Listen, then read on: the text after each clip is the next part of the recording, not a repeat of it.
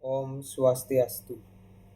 Perkenalkan, nama saya Dewi Gedaditya Liastana, NIM 2021 6212119196 dari kelas A4. Di sini saya akan mempresentasikan tugas UTS pengantar teori arsitektur, yaitu memahami arsitektur. Yang pertama, what architecture is? Apakah itu arsitektur? Pengertian arsitektur. Arsitektur adalah proses dan produk dari perencanaan, perancangan, dan konstruksi bangunan atau struktur lainnya. Karya arsitektur dalam bentuk bangunan atau struktur dianggap sebagai simbol kultural dan sebagai karya seni.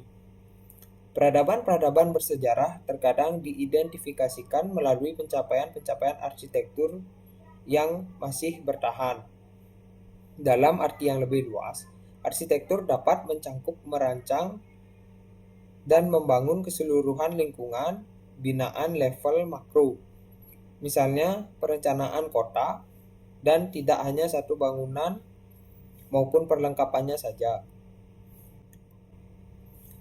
Pengertian arsitektur menurut para ahli. Yang pertama ada menurut Van Rompuy adalah ruang lokasi hidup yang tempat manusia dengan bahagia.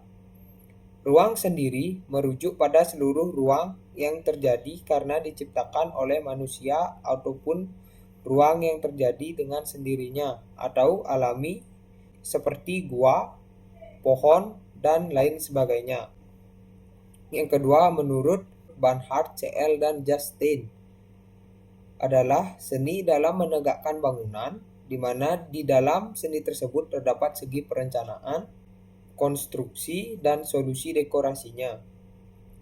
Selain itu, sifat dan format bangunan, proses membangun bangunan dan kelompok lainnya adalah segi-segi lain yang juga ada di dalam arsitektur. Yang ketiga ada menurut Y.B. Magun Wijaya, Vasta Vidya atau Wastu Vidya yang berarti ilmu bangunan. Wasta Widya mencakup ilmu tata bumi, tata gedung, dan tata kemudian lintas, dahara, harsya, dan kanan. Arsitektur tidak dilihat dari kemewahan bahan, teknologi, dan harganya. Yang keempat ada menurut Cornelis van de Ven adalah proses penciptaan ruang yang diciptakan dengan cara yang benar dan direncanakan serta dipikirkan. Pembaharuan dalam arsitektur yang terus-menerus terjadi adalah karena faktor konsep-konsep ruang yang juga terus berkembang. Yang kelima ada menurut Tijauhari Sumintardija adalah karya manusia dan bersifat pula bagi manusia itu sendiri. Manfaat tersebut terdiri atas manfaat untuk badan dan manfaat untuk jiwa.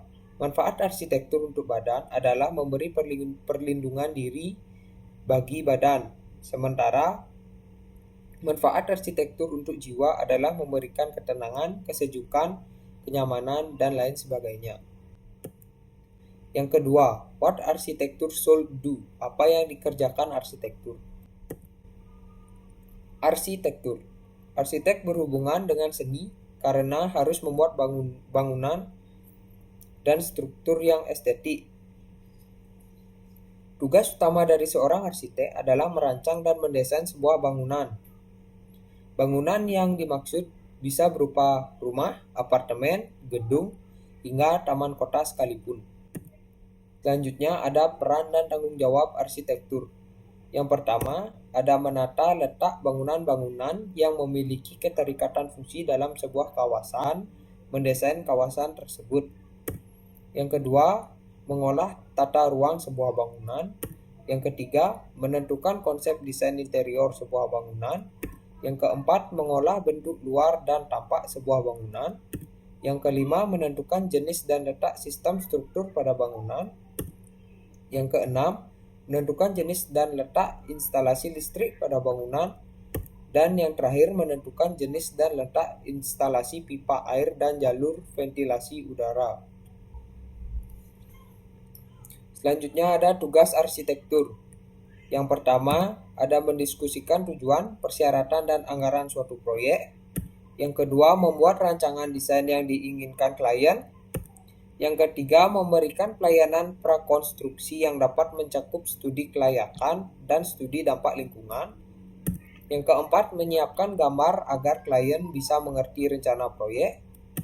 Yang kelima, mengembangkan rencana konstruksi akhir, menunjukkan penampilan bangunan serta rincian untuk berkonstruksi.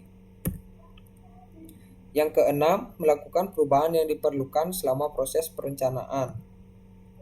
Yang ketiga, how to design arsitektur, bagaimana cara membuat arsitektur. Sketsa bangunan biasanya dibuat dengan menggunakan unsur garis, blok, dan warna. Dalam bidang keteknikan, sketsa bangunan biasa dibuat pada awal pemilihan sebuah rancangan untuk menilai efisiensi suatu desain. Sketsa bangunan digambarkan dengan cara kasar, tampak detail atau secara garis besarnya suatu rancangan bangunan. Sketsa tersebut dapat dijadikan acuan standar untuk pembuatan detail konstruksi dengan segala macam pertimbangan seperti lingkungan, estetika, sampai dengan anggarannya. Tahapan rancangan sketsa gambar arsitek.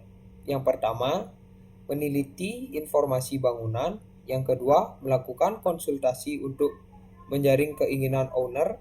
Yang ketiga, melakukan survei lokasi dan ukuran lahan. Yang keempat, membuat desain tata ruang. Dan yang terakhir, menambahkan estetika di dalam atau di luar ruangan.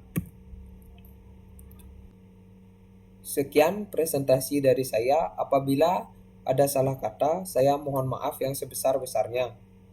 Saya tutup dengan Pramu Santi. Om Santi Santi Santi Om.